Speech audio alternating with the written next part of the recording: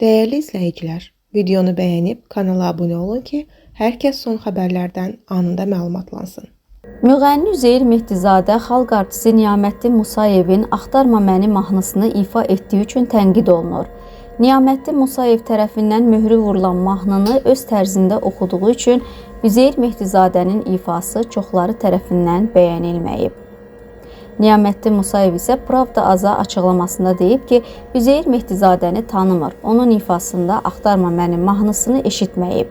İnsanlar müxtəlifdir, hərənin bir zövqü var. Mənim mahnımı oxuyubsa yaxşı oxuyar, pis oxumaz. Sağ olsun ki, nəğmələrimi oxuyur, repertuarıma müraciət edib. Cavan ifaçılara baxıram, eləsi var tanıyıram, eləsi var görməmişəm, əlaqəm yoxdur. Buna görə Üzeyir Mehdizadənin ifa tərzi barədə də fikir bildirə bilmirəm, deyə Niyamətdin Musayev qeyd edib.